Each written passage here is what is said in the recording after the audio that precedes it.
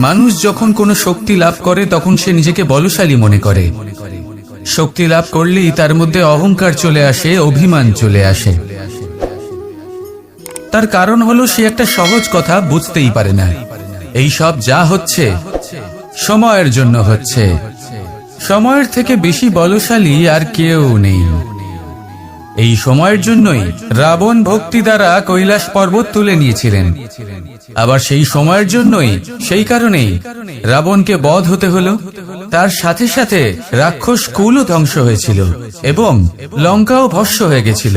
দেখতে গেলে জন্ম থেকে মৃত্যু পর্যন্ত এই যে সময়, সেটাই হলো জীবন। কিন্তু তার মধ্যেও যা সময় আসে কোনো কারণেই আসে। সেই সময় আমরা যাপন করে কিছু শিখতে পারি।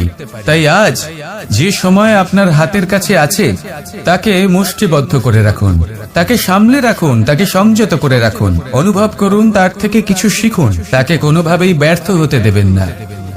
আর এটা জেনে রাখুন যে ভবিষ্যতে যা কিছু হতে পারে, যা কিছু হতে চলেছে, সেটা না আপনি জানেন আর না তা আপনার বশে রয়েছে। সেই জন্য আজ অহংকার বা অভিমান করে নিজের ভবিষ্যতের ক্ষতি করবেন না, সেই অনর্থ ঘটাবেন না। এটাই হলো সময়ের অর্থ। আসুন আমার সাথে ভালোবেসে বলুন, রাধা রাধা। খুব বড় একটা প্রশ্ন করতে চলেছি। এই সংসারের সব থেকে বেশি সুখী কে? এবার কেউ বলবে সেই ব্যক্তি যিনি সব থেকে বেশি ধনী, যার কাছে সব থেকে বেশি ধন আছে, আভূষণ আছে, স্বর্ণ আছে। কেউ বলবেন কোন রাজ্যের রাজা, কারণ তিনি শাসন করতে পারেন, তার আদেশ ছাড়া কোনো কাজ সম্ভব নয়, ইত্যাদি ইত্যাদি। এর উত্তর যদি আমি দিই তাহলে এটুকুই বলবো, সংসারের সব থেকে সুখী ব্যক্তি হলেন তিনি যিনি সন্তুষ্ট। তার কাছে সন্তোষরূপী ধন আছে যা তাকে সুখী রাখে। এবারেই সন্তুষ্টি সেটা কিভাবে আসে জীবনে? এটা আসে ধৈর্যের কারণে। ধৈর্যের এই অনুভূতি অত্যন্ত শক্তিশালী। এই ধৈর্যই কিন্তু আমাদের ধরিত্রীকে ধরিত্রী মাতা করে তোলে। কারণ ধরিত্রী মাতা ধারণ করেন, সহ্য করেন, ধৈর্য ধরেন এবং নিজের কর্ম করতে থাকেন। সেটা ধৈর্যই ছিল মাতা সীতার মধ্যে, যা রাবণের অন্ত করে দিল। এই ধৈর্যের কারণেই নারায়ণ কুর্ম অবতার ধারণ করেছিলেন, বড় একটা পর্বতকে পৃষ্ঠে ধারণ করেছিলেন এবং সমুদ্র মন্থনকে সম্ভব করেছিলেন। সেই জন্য সর্বপ্রথম মনের মধ্যে ধৈর্যকে নিয়ে আসুন। এই ধৈর্যই আপনাকে সন্তুষ্টির পথে নিয়ে যাবে, আর এই সন্তুষ্টি আপনাকে লোভ, মোহ এবং লালসার পথ থেকে দূরে নিয়ে সুখের পথে নিয়ে যাবে। আর তখন এই মন প্রসন্ন হয়ে বলবে, রাধা রাধা। মানুষ চিরকাল বড় মানুষ হয়ে উঠতে চায়, সবসময় সেই নিয়ে কল্পনা করে। কিন্তু প্রশ্ন হলো এটাই যে মানুষ বড় কখন হতে পারে? যখন সে ধনী হয়ে ওঠে, নাকি যখন তার কাছে সম্মান থাকে, নাকি যখন রূপবান হয় বা অধিক শক্তিশালী হয়? মানুষ বড় মানুষ তখনই হতে পারে যখন বিপদের সময় সে অন্য কোনো মানুষের পাশে এসে দাঁড়ায়। তাই সর্বপ্রথম এইটা শিখুন। হয়তো এই জন্যই হনুমান শ্রীরামের কাছে এতটা বড়, আর হয়তো এই জন্যই বলরাম দাদা আমার কাছে এত বড়। যদি আপনিও জীবনে বড় হয়ে উঠতে চান, তাহলে কারোর সাথে তার দুঃখের সময়, তার সংকটের সময় তাকে সঙ্গ দিন আর পাশে এসে দাঁড়ান। এই মন প্রসন্ন হয়ে বলবে, রাধা রাধা। আমাদের জীবনে আমরা যখনই এমন কোনো মানুষের সাথে পরিচিত হই যে বয়সে, পদে এবং আর্থিক দিক থেকে আমাদের থেকে পিছিয়ে, তখন আমরা সবাই খুব হীন নজরে তাদের দিকে দেখি। মনেই করি না যে সেই ব্যক্তির নিজস্ব একটা অস্তিত্ব রয়েছে, তার নিজেরও একটা মাহাত্ম্য রয়েছে। আমাদের মনেই হয় না যে আমাদের সামনে দাঁড়িয়ে থাকার যোগ্যতা আছে তাদের। চলুন আপনাকে একটা প্রশ্ন করি, শূন্যের নিজস্ব মূল্য কোথায়? আপনি বলবেন কিছুই না। শূন্যের আবার নিজস্ব মূল্য কোথায়? কিন্তু যখন এই শূন্যই কোনো সংখ্যার সাথে এসে যুক্ত হয়ে যায়, কোনো অঙ্কের সাথে এসে যুক্ত হয়ে যায়, তখন তার মূল্য অনেক গুণ বৃদ্ধি পায়। অর্থাৎ এই শূন্যের মূল্য অবশ্যই আছে। আর আমাদের জীবনেও এমন কিছু ব্যক্তি থাকেন, তাদের দেখে মনে হয় যে এদের কোনো মূল্যই নেই, কিন্তু যখন এই ব্যক্তি কারোর সাথে এসে জুড়ে যান তখন তার মূল্য সেই ব্যক্তির বৃদ্ধি ঘটায়। এই সংসারে এমন কোনো ব্যক্তি নেই যার কোনো মূল্য নেই। যদি আমরা ধনুকের কথা বলি তাহলে তার জন্য একটি দড়ির প্রয়োজন হয়, যেটি প্রত্যঞ্চা হিসেবে ব্যবহৃত হয়। যদি প্রত্যঞ্চা না থাকে তাহলে ধনুকের কোনো মূল্যই থাকে না। যদি প্রত্যঞ্চা না থাকে তাহলে ধনুকের অস্তিত্ব অসম্পূর্ণ থেকে যায়। এই সংসারে যে কোনো ব্যক্তি হোক বা যে কোনো বস্তু হোক, প্রত্যেকের নিজস্ব একটি মূল্য আছে। তার সম্মান করুন, সামনে অগ্রসর হন, আর আমার সাথে ভালোবেসে বলুন রাধা রাধা। যদি আপনি নিজের জীবনে প্রকৃত বন্ধু নির্বাচন করতে চান তাহলে তার আগে দর্পণ আর ছায়া এই দুইয়ের বিশেষত্বের বিষয়ে জানাটা অত্যন্ত প্রয়োজনীয়। দর্পণ কি করে থাকে? যখনই আপনি দর্পণের দিকে তাকাবেন, ও শুধুমাত্র আপনাকে সত্যের সাথে অবগত করাবে, ও আপনাকে কখনো মিথ্যে বলবে না। সেখানেই যদি ছায়ার কথা বলি তাহলে দেখুন ছায়া কি করে, সব সময় আপনার সাথে থাকে, কখনো আপনার সঙ্গ ত্যাগ করে না। এবার আপনার জীবনে যদি এমন কোনো বন্ধু আসে যে সব সময় আপনাকে সত্য কথা বলবে, আপনার অপগুণের বিষয়ে যদি আপনাকে বলে কিন্তু তাও সে সত্যিই বলবে, তাহলে তার উদ্দেশ্য কিন্তু আপনাকে দুঃখ দেওয়া নয়, সে আপনার অজ্ঞানতা, আপনার ভ্রম দূর করতে চায়।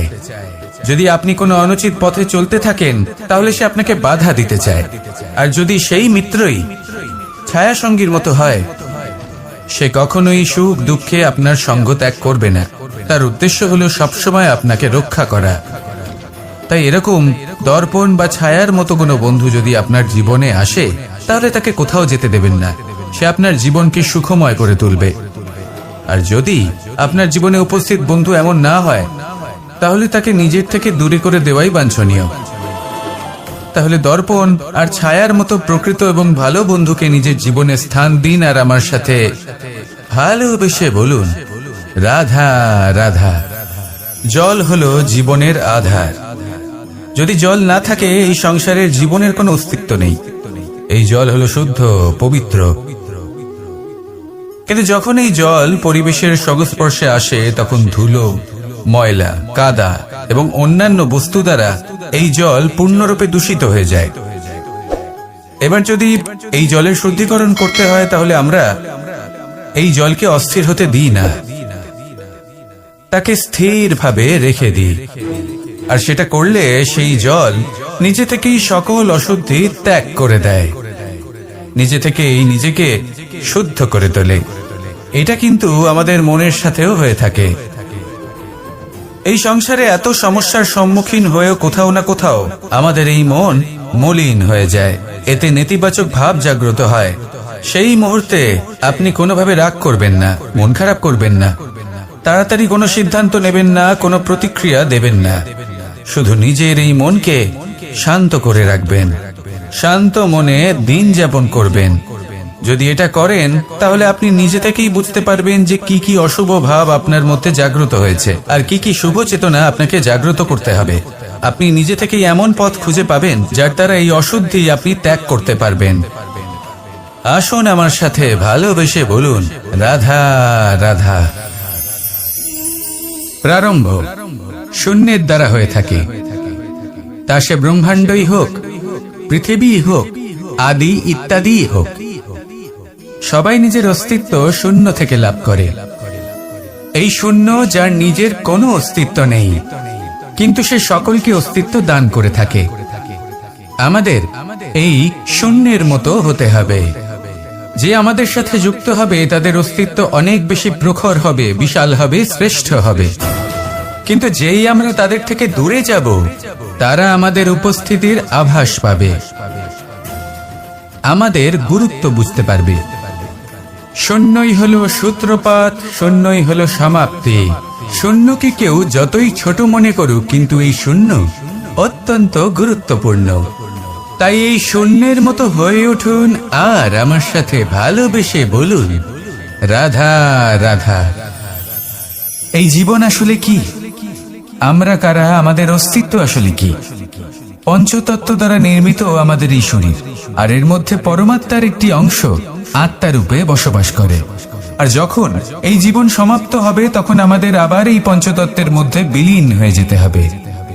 এটাই সত্য। এবার অনেক মানুষ আছেন এমন অনেক চেষ্টা করতে থাকেন এমন কর্ম করার যাতে এই সংসার তাদের চিরস্মরণীয় করে রাখবে। কিন্তু এই জীবন আসলে কি? সেই সময় যখন আমরা নিঃশ্বাস নিই, আমাদের হৃৎস্পন্দন হয়, আমরা যে মুহূর্তগুলো যাপন করি, এবার এই মুহূর্তগুলিতে আমরা কি করব সেটা অত্যন্ত গুরুত্বপূর্ণ। আমরা কি অহংকার করব নাকি পরোপকার করব? এই সৃষ্টিকে বেঁধে রাখার চেষ্টা করব নাকি নিজেকে উন্নত করে তোলার চেষ্টা করব? এটাই শিক্ষা যে বল হোক বা কায়া, এর প্রতি আমাদের না অহংকার করা উচিত আর না মোহ। শুধু প্রত্যেকটা মুহূর্ত প্রেমময় হয়ে বাঁচুন আর ভালোবেসে বলুন রাধা রাধা। প্রয়াস, পরিশ্রম, এই শব্দগুলি শুনতে হয়তো ছোট মনে হয়, কিন্তু এর মূল্য অনেকটাই অধিক। এবার প্রয়াসও কিন্তু দুই ধরনের হয়। একটা প্রয়াস তাই যা আমরা নিজের মন থেকে, অন্তর থেকে সমগ্র শক্তি দিয়ে করার চেষ্টা করি। এবারে এই প্রয়াস প্রচেষ্টার নামান্তর। কিছু প্রয়াস এমন হয় যেমন দ্রুতক্রীড়া খেলা। মানুষ বলেন আজ একটু প্রয়াস করি, একটু দ্রুতক্রীড়া খেলেই দেখি, যদি বিজয়ী হই তবে ভালো ব্যাপার, যদি না হই তবে আর কখনো খেলবো না। এটাও কিন্তু প্রয়াস, কিন্তু এই প্রয়াস পরিশ্রম নয়। পাণ্ডবদের দেখুন, ওনারা যখন পরিশ্রম করেছিলেন তখন খাণ্ডবপ্রস্থকেও ইন্দ্রপ্রস্থ বানিয়েছিলেন। দ্রুতক্রীড়া খেললেন, সেই মুহূর্তেই ইন্দ্রপ্রস্থ হারিয়ে ফেললেন। পরিশ্রম করলেন, সগৌরবের রাজা হলেন। দ্রুতক্রীড়া খেললেন, তখন এক মুহূর্তে রাজা থেকে নিঃস্ব হয়ে গেলেন। সারমর্ম এটাই যে দ্রুতক্রীড়া কখনো কখনো আপনার মিত্র হতে পারে, কখনো সে আপনাকে বিজয়ী করতে পারে, কিন্তু প্রয়াস এবং পরিশ্রম যখন একসাথে মিলিত হয় তখন তা সর্বদাই আপনার সাথে থাকে। প্রয়াস করতে থাকুন, পরিশ্রম করতে থাকুন, আর আমার সাথে ভালোবেসে বলুন রাধা রাধা। আমি এইভাবে প্রত্যেকদিন নিজের সাথে কিছুটা সময় অতিবাহিত করি, সুচিন্তা করি, কারণ আমি এটা মনে করি যে আমার প্রতিদ্বন্দ্বী অন্য কেউ নয় বরং আমি নিজেই। আর আমি চেষ্টা করি যে আমি যেন নিজেকে নিজের থেকে বেশি শ্রেষ্ঠ করে তুলতে পারি। তাই প্রতিদিন আমি আকলন করি নিজের কর্মের, যে কাল আমি কি উচিত করেছি কি অনুচিত করেছি, যে ভুল আমি করেছি তা আজকে কি করে শুধরে নিতে পারি। যে শ্রেষ্ঠ কর্ম আমি কাল করেছি আজও সেই শ্রেষ্ঠ কর্ম আমাকে করতে হবে। শুধু এই প্রক্রিয়াতেই আমি নিজেকে শ্রেষ্ঠ ব্যক্তি, শ্রেষ্ঠ রাজা, একজন শ্রেষ্ঠ পিতা, পুত্র করে তুলি। এইভাবেই আমি একজন শ্রেষ্ঠ মানুষ হয়ে উঠি। আপনিও এই কথা মনে রাখবেন যে আপনার প্রতিস্পর্ধা অন্য কারোর সাথে নয় বরং নিজের সাথে।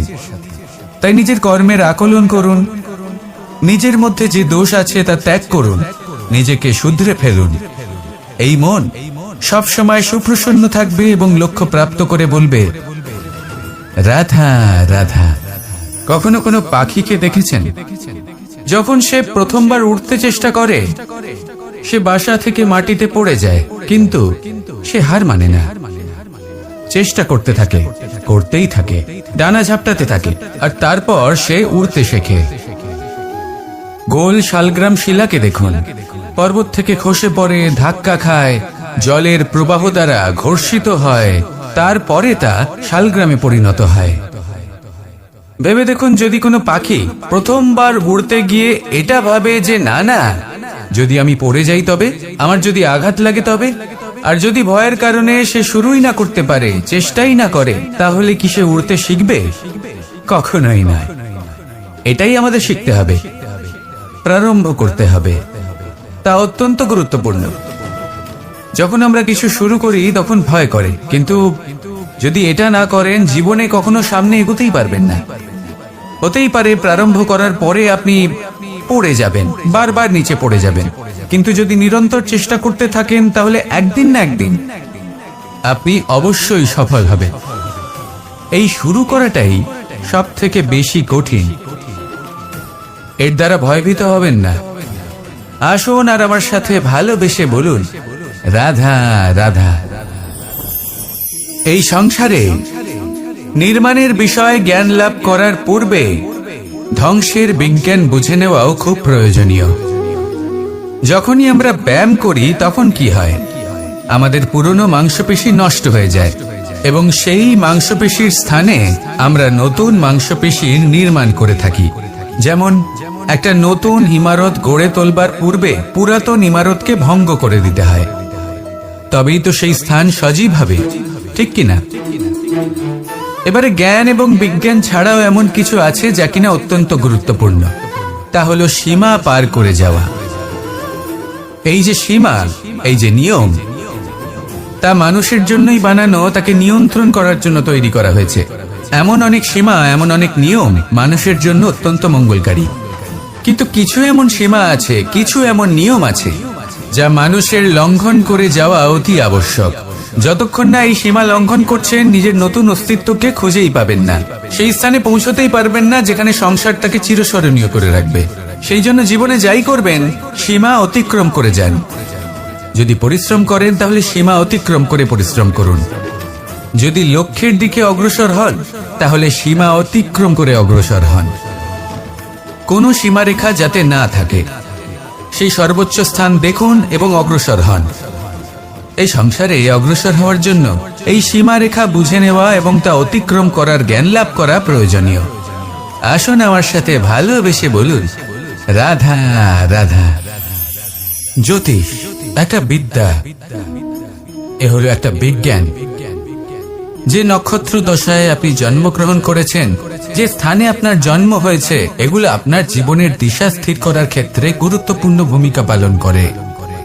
কিন্তু যে রাশিতে আপনি জন্ম নিয়েছেন আর আপনার যা নাম স্থির হয়েছে, সেটা আপনার ভবিষ্যৎ নির্ধারণ করবে তা আবশ্যক নয়। রা দিয়ে রাম এবং রা দিয়ে রাবণ, এই দুজনের রাশি সমান ছিল, কিন্তু একজন নিজের শক্তির দুর্ব্যবহার করলেন।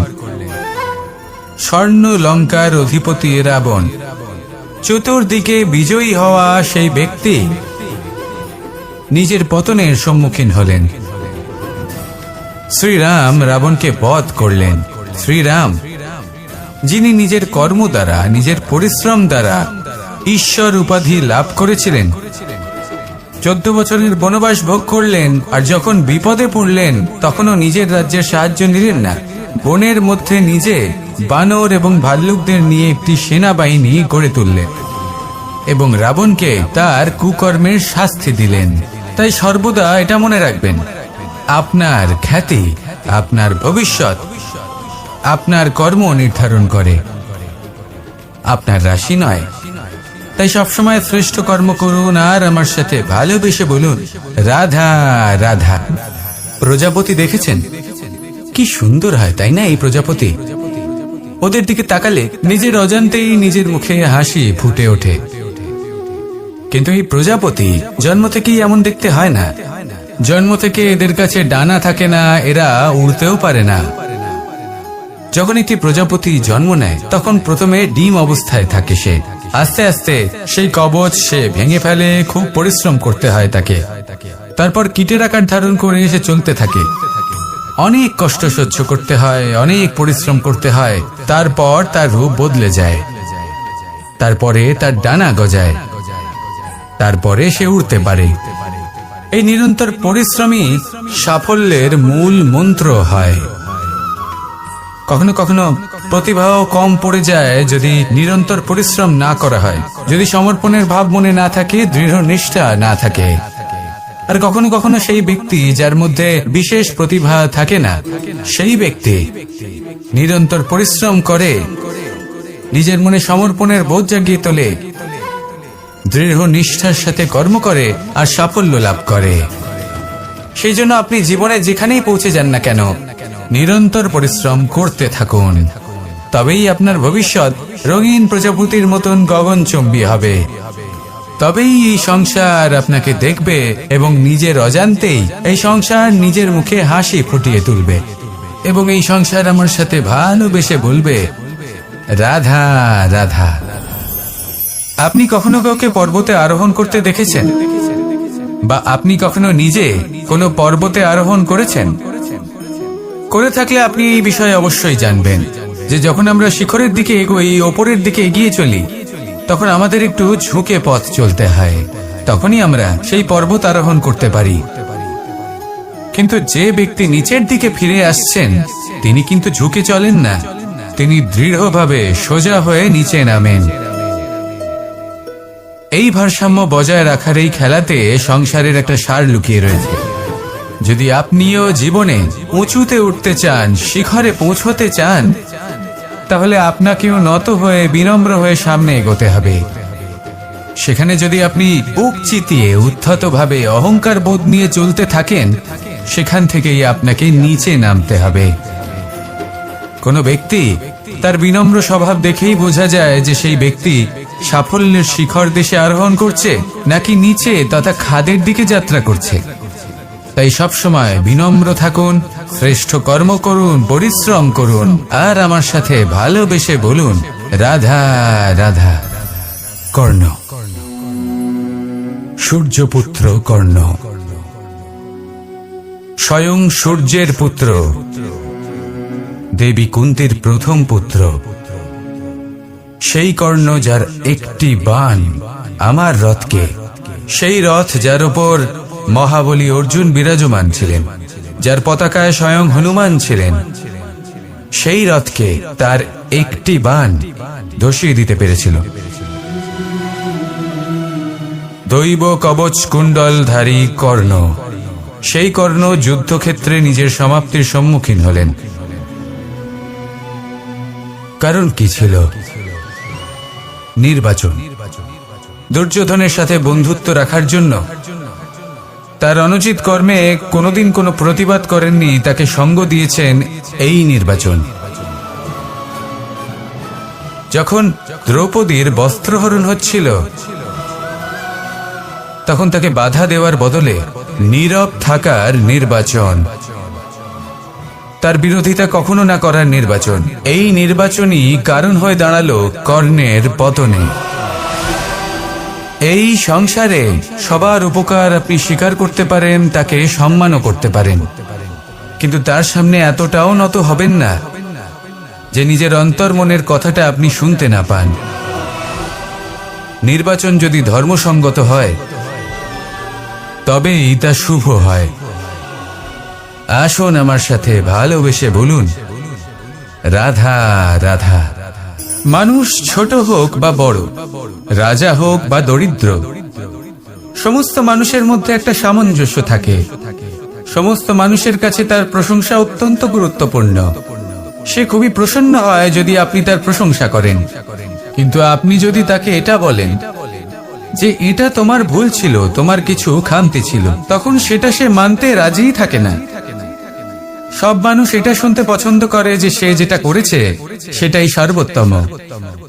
এবার আমি আপনাকে একটা কথা বলি, এই হলো নিন্দা, এই হলো প্রশংসা, আর এই হলো সত্য, যা সবার থেকে উচ্চস্থানীয়। সেই জন্য মানুষ আয়না দেখে। আয়না তাকে তার সৌন্দর্য দেখায় না, তাকে দেখায় যা সত্য, যাতে মানুষ আরো সুন্দর হওয়ার চেষ্টা করতে থাকে। তাই আয়না অত্যন্ত গুরুত্বপূর্ণ সত্যকে জানার জন্য। জীবনে নিন্দুকের মাহাত্ম্য প্রশংসকের মাহাত্ম্যের থেকে অনেক বেশি। কেন? কারণ তারা আপনাকে আপনার খামতি দেখায়, আপনার ভুলগুলো বুঝিয়ে দেয়, আপনাকে একটা সুযোগ দেয় নিজেকে শুধরে নিতে, নিজেকে আরো শ্রেষ্ঠ করে তুলতে, যা প্রশংসক করতে পারে না। তাই জীবনে যদি কখনো নিন্দা করা হয়, তাকে ভালোবেসে গ্রহণ করুন, ধন্যাত্মক রূপে গ্রহণ করুন। যদি নিজেকে কোনো শিক্ষা দেওয়া সম্ভব হয়, তাহলে অবশ্যই দিন। দেখবেন মন প্রসন্ন হয়ে বলবে, রাধা রাধা। জীবনে কখনো সাফল্য আসে, আবার কখনো অসফলতা, কখনো আশা পাওয়া যায়, কখনো নিরাশা, কখনো জয় লাভ করি, আবার কখনো পরাজয়। এর পেছনের কারণটা জানা অত্যন্ত প্রয়োজনীয়। যদি আমি পরাজয়ের কথা বলি, যখনই আমরা পরাজয় লাভ করি আমরা ভাবতে থাকি যে এমন কেন হলো।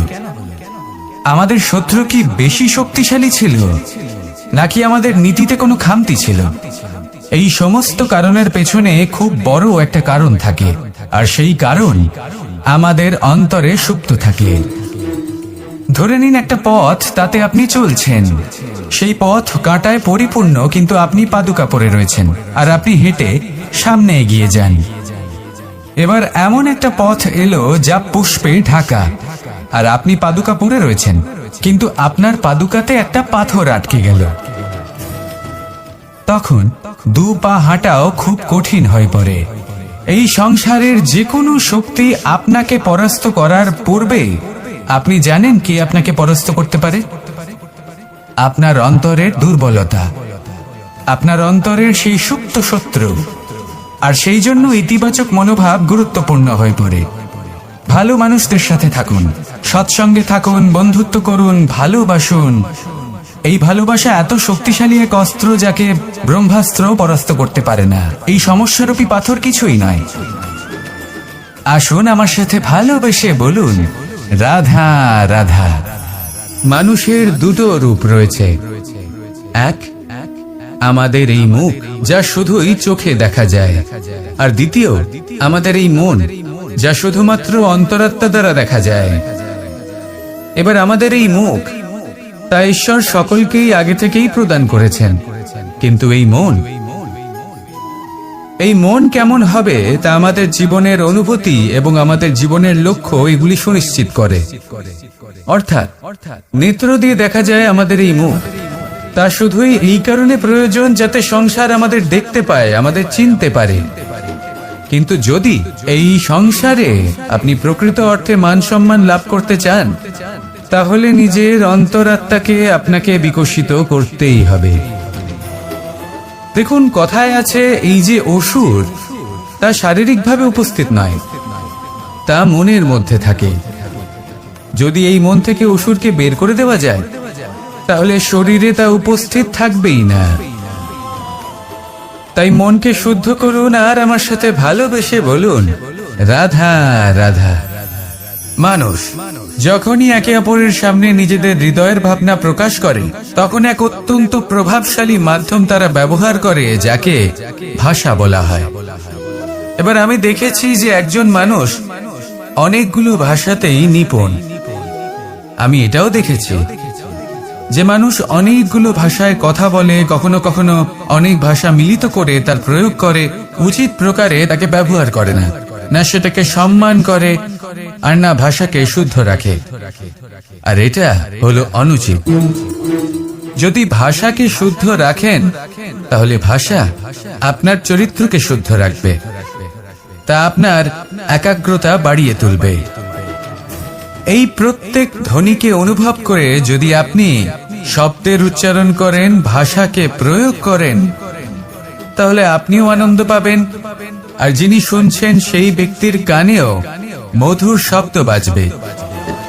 তাই মনে রাখবেন, যে ব্যক্তি ভাষার পবিত্রতাকে সম্মান করে, তাকে সংসারও সম্মান করে।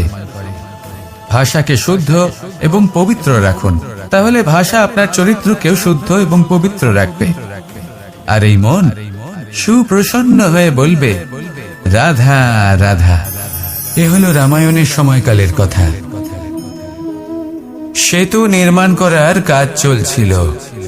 সমস্ত বানর সেনা এই কাজে নিযুক্ত হয়েছিলেন। বড় বড় পাথর তুলে নিয়ে এই বানর সেনা সমুদ্রে ফেলছিলেন। এই কাজ চলছিল। এমন সময় ছোট্ট একটা কাঠবিড়ালি এলো। ছোট ছোট মাটির ডেলা হাতে নিয়ে সাগরের কাছে যাচ্ছিল, আর বড় বড় পাথরের পাশে রেখে দিচ্ছিল, যথাসম্ভব সেখানে রেখে আসছিল। সারা দিন ধরে সে এই পরিশ্রম করেই যাচ্ছিল। এবার শ্রীরাম তার এই কাজ দেখতে পেলেন। সেই ছোট্ট কাঠবিড়ালিটিকে নিজের হাতে তুলে নিলেন এবং অত্যন্ত ভালোবেসে তার পিঠে হাত বুলিয়ে দিলেন। কথায় আছে যে কাঠবিড়ালির পিঠে যে দাগ আছে, সেই 3টি দাগ এসেছে শ্রীরামচন্দ্রের 3 আঙুলের থেকে। যে কাজ আপনি করছেন তাতে সমস্ত শক্তি প্রয়োগ করুন, যতটা আপনার সামর্থ্য রয়েছে, যতটা আপনার প্রতিভা রয়েছে, সম্পূর্ণভাবে উৎসর্গ করে দিন। ঠিক এমন ভাবে কর্ম করুন। সেই কাঠবিড়ালি কিন্তু তাই করেছিল, সেই জন্য শ্রীরামের সাথে সেও সেই কাহিনীতে অমর হয়ে গেছিল।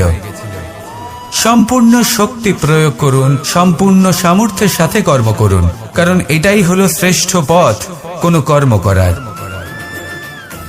আসুন আমার সাথে ভালোবেসে বলুন, রাধা রাধা। এই সংসারে যখন সাফল্যের পথে আপনি অগ্রসর হবেন, তখন আপনার পরিশ্রম, একাগ্রতা, সাহসের সাথে সাথে সমাজের মানসিকতাও সহ্য করতে হবে। প্রত্যেক ব্যক্তি কিছু না কিছু ভাবেন, কিছু না কিছু বলেন। কিছু মানুষ এমন আছেন যারা ভাববেন যে আপনি কিছুই করতে পারবেন না, তারা আপনার নিন্দা করবেন। আর এই নিন্দার কথা ভেবেই আমরা ভয়ভীত হয়ে পড়ি। সেই কারণে নিজেদের আশা, নিজেদের বিশ্বাস হারিয়ে ফেলি। এবার যদি সেই নিন্দার ভয়ে আমরা লক্ষ্যচ্যুত হই, তাহলে সেটা অনুচিত। সেই জন্য জীবনে শুধু পরিশ্রম করতে থাকুন, সামনে এগোতে থাকুন। যেই দিন আপনি আপনার লক্ষ্য লাভ করবেন, সেই প্রত্যেক ব্যক্তি যারা নিন্দা করছিলেন তাদের দৃষ্টি আপনা থেকেই পাল্টে যাবে, ঠিক কিনা? এই সংসারকে যা প্রাণ চায় তাই বলতে দিন। যদি আপনি কারোর কথা শুনতে চান, তাহলে নিজের অন্তরের কথা শুনুন, সেটাই আপনাকে উচিত পথে নিয়ে যাবে। সামনে অগ্রসর হতে থাকুন, পরিশ্রম করুন। এমন একটা দিন আসবে যেদিন এই নিন্দুক ব্যক্তিরা আপনার লক্ষ্য প্রাপ্তির উদাহরণ সবাইকে দেবে। আসুন আমার সাথে ভালোবেসে বলুন, রাধা রাধা। মানুষ সুখী জীবনযাপনের প্রতি এতটাই অভ্যস্ত হয়ে পড়ে যে একটা ছোট্ট সমস্যা এলেই সে সবার থেকে সাহায্য চাইতে শুরু করে দেয়। সে সাহায্য লাভও করে এবং সেই সংকট থেকে সে বেরিয়েও আসে। কিন্তু এই সাহায্য কিছু মুহূর্তের, আর কিছু মুহূর্তের হলো এই দুঃখ। এই দুই মুহূর্তের সাহায্যের জন্য আজীবন আপনি তার কাছে ঋণী হয়ে থাকেন। আর মানবিকতার খাতিরে আপনার মনে কৃতজ্ঞতা জেগে ওঠে। আর সেই কৃতজ্ঞতা বোধ হলো যে আপনি কখনো সেই ব্যক্তিকে ছাপিয়ে যেতেই পারবেন না। সেই জন্য জীবনে সবসময় চেষ্টা করবেন নিজেকে প্রস্তুত রাখতে, সেই সব সমস্যার জন্য, সেই সব বাধার জন্য যেগুলো আপনার জীবনে আসতে পারে। ততক্ষণ সাহায্য চাইবেন না যতক্ষণ না অন্য কোনো পথ না থাকছে। সাহায্য চাওয়া অনুচিত নয়, কিন্তু সাহায্য চাইলে এবং সাহায্য পেলে আপনি আজীবন কৃতজ্ঞ এবং ঋণী হয়ে থাকবেন। আর তারপর একদিন আপনি পরিবর্তন দেখতে পাবেন যে কিভাবে আপনি ছোট ছোট সমস্যার জন্য সাহায্য না চেয়ে বড় বড় সমস্যার সম্মুখীন হতে প্রস্তুত হয়ে গেছেন। এটাই হলো সংসারের নীতি। এটাই পালন করুন আর আমার সাথে ভালোবেসে বলুন, রাধা রাধা। এমন অনেক মানুষ আছেন যারা আমাকে ভগবানের পরিভাষা জানতে চান, যে ভগবান আসলে কি, তিনি কেমন। এবার দেখুন, ভগবান হোক বা আপনার স্বপ্ন হোক বা আপনার লক্ষ্য হোক না কেন, সেই লক্ষ্য তখনই পূর্ণ হয়, তখনই তাকে লাভ করা সম্ভব যখন আপনার দৃষ্টিভঙ্গি মঙ্গলময় হয়, যখন আপনি নিজে মনে করবেন যে আমি যেটা পেতে চাইছি তা শুভ। উদাহরণস্বরূপ, কোনো পাখিকে দেখুন, সে গাছের ডালে বসে এবং সেখানেই বিশ্রাম করে, কিন্তু পড়ে না। কেন? কারণ ওর বিশ্বাস যে যে শাখার উপরে ও বসে আছে সেটাই হলো ওর বাসস্থান। যদি আপনি বিশ্বাস করেন তাহলে আপনি পাথরের মধ্যেও ভগবান দর্শন করতে পারবেন। আর যদি বিশ্বাস না থাকে, তাহলে যদি ভগবান সামনে দাঁড়িয়েও থাকে তবেও আপনার বিশ্বাস হবে না। তাই বিশ্বাস করতে শিখুন। এই বিশ্বাসের আধারেই আপনি সেই সব কিছু পাবেন যা আপনি পেতে চাইছেন। আসুন আমার সাথে ভালোবেসে বলুন, রাধা রাধা। গুরু, যিনি পথ দেখান, আমাদের জীবনে অত্যন্ত গুরুত্বপূর্ণ, অত্যন্ত আবশ্যক। কিন্তু কিছু মানুষ মনে করেন যে গুরুর কোনো প্রয়োজন নেই, কারণ এই সমগ্র জ্ঞান মানুষের অন্তরেই নিহিত রয়েছে। এবার প্রশ্ন এটাই, যদি সমস্ত জ্ঞান মানুষের অন্তরে নিহিত থাকে তাহলে গুরুর কি প্রয়োজন? আর যারা আজ পর্যন্ত গুরুকে মেনে এসেছেন তারা কি অনুচিত করেছেন? এর উত্তর আমি আপনাকে দেব একটা উদাহরণ দ্বারা। একটা কাঠ যা জ্বলনশীল, জ্বলনের ঊর্জা তার অন্তরে নিহিত রয়েছে, কিন্তু তার জ্বলনের জন্য বাইরে থেকে একটা অনুঘটকের প্রয়োজন হয়। এই অনুঘটকই হলেন আপনার গুরু। উত্তাপ যা একটা কাঠকে জ্বালাতে পারে, সেই উত্তাপ হলো গুরুর প্রচেষ্টা। যদি সেই গুরুই না থাকে, তার প্রচেষ্টাই না থাকে, তাহলে সেই সমস্ত জ্ঞান যা মানুষের অন্তরে নিহিত তা ব্যর্থ হয়ে যাবে। যদি আপনার সাথে আপনার গুরু থাকেন, আপনার পথ প্রদর্শন করেন, আপনার অন্তরের জ্ঞানকে বাইরে নিয়ে আসতে পারেন, তাহলে তাকে সম্মান করুন আর আমার সাথে ভালোবেসে বলুন, রাধা রাধা। असतो मा सद्गमय, तमसो मा ज्योतिर्गमय, मृत्युर्मा मृतंगमय। জ্ঞান সেটাই যা অসত্য থেকে সত্যের পথে চালিত করে। প্রকাশ সেটাই যা অন্ধকার থেকে আলোর পথে নিয়ে আসে। জীবন সেটাই যা মৃত্যু থেকে অমরত্বের পথে নিয়ে যায়। এবার এই তিনটে, জ্ঞান, জীবন এবং প্রকাশ, একই রকম। শূন্য থেকে এর উৎপত্তি হয় এবং আস্তে আস্তে আপনার জীবনে বিস্তার লাভ করে। এবার আমরা এটাই ভাবি যে কেমন করে এই তিনটিকে আগলে রাখা যায়। এর উত্তর হলো, এদের আগলে রাখার প্রয়োজনই নেই, ভাগ করে দিতে হবে। কোন বৃক্ষকেই দেখে নিন, একটি বৃক্ষ অনেক বছর ধরে বেঁচে থাকে। কেন? কারণ সে ভাগ করে দিতে জানে। সে নিজের বীজ ছড়িয়ে দেয়, এই ধরিত্রীতে দেয়, সেই বীজ যা অঙ্কুরিত হয়ে এক নতুন বৃক্ষকে জন্ম দেয়। শুধু ছড়িয়ে দিয়ে একটি বৃক্ষ জীবন দান করতে পারে। যদি কোনো ব্যক্তি জ্ঞান ছড়াতে শিখে যান, যদি প্রকাশ, আলোর কিরণ ছড়িয়ে দিতে শিখে যায়, কোনো ব্যক্তি তার জীবনের সুখ ছড়িয়ে দিতে শিখে যান, তাহলে তিনি মৃত্যুর পরও মৃত হন না। এই ভাগ করে দেওয়ার সুখটাই কিছুটা আলাদা। এই সুখ অনুভব করুন আর আমার সাথে ভালোবেসে বলুন, রাধা রাধা। আপনি কখনো কোনো সরোবরের দিকে তাকান, যার জল হলো শান্ত, স্থির। আপনি স্পষ্ট দেখতে পাবেন সেই সরোবরের তলদেশে কি রয়েছে। তাতে সাঁতরে বেড়াচ্ছে সুন্দর মাছ, চকচকে কিছু পাথর, স্বর্ণরূপী বালি, সবই আপনি দেখতে পাবেন। কিন্তু যখনই আপনি একটা ছোট্ট পাথর তুলে সেই জলে ছুঁড়ে ফেলবেন, তখন সেই জল বিচলিত হবে আর সেই স্পষ্টতা ন্যূনতম হয়ে যাবে। তারপর কিছুই স্পষ্টভাবে দেখা যাবে না। এই ঘটনা মানুষের সাথেও ঘটে। মানুষ যদি বিচলিত হয়ে পড়ে, তখন সে বুঝতে পারে না যে বর্তমানে কি হয়ে চলেছে আর ভবিষ্যতে কি করা উচিত।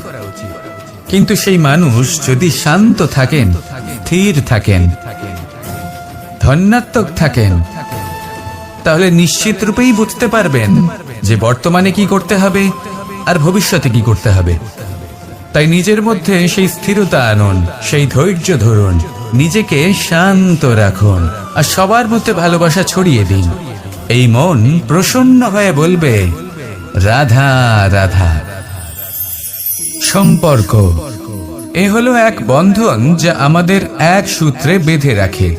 কিন্তু এমন কিছু ব্যক্তি থাকেন যারা এই সম্পর্কের বিষয়ে নিজস্ব একটা ধারণা করে ফেলেন যে সম্পর্ক এরকম হওয়া উচিত, সম্পর্ক সেরকম হওয়া উচিত। আমি এই সম্পর্কের জন্য কত কিছু করেছি এই ব্যাখ্যা করতে থাকেন আর তার বদলে অনেক কিছু প্রত্যাশাও করেন। কিন্তু সত্য হলো এটাই যে সব সম্পর্ক একরকমের হয় না, কিন্তু প্রত্যেক সম্পর্কের একটা বিশেষত্ব থাকে। যেমন চোখ আর নাকের এই সম্পর্ককেই দেখুন। চোখের সব থেকে কাছে কে আছে? নাক আছে। কিন্তু এই চোখ দিয়ে এই নাককে আমরা দেখতেই পাই না। তবে কি ধরে নেব এই সম্পর্কের কোনো মূল্য নেই? এমনও নয়। ঠিক এইভাবেই যদি কোনো ব্যক্তি তার আবেগ আপনার কাছে ব্যক্ত করতে না পারে বা প্রকট করতে না পারেন বা আপনাকে বোঝাতে না পারে, তাহলে তার মানে এটা নয় যে তার সাথে আপনার সম্পর্কের তিক্ততা রয়েছে। এমনটা কখনোই নয়। শুধু চোখ আর নাকের এই সম্পর্কের মতোই হলো আমাদের জীবনে আমাদের আপনজনের সাথে সম্পর্ক। যদি কারোর ব্যবহার আপনার প্রতি অনুচিত হয়, বা যদি কেউ অনুপস্থিত থেকে থাকে, বা কেউ যদি আপনাকে বুঝতে না পারেন, তাহলে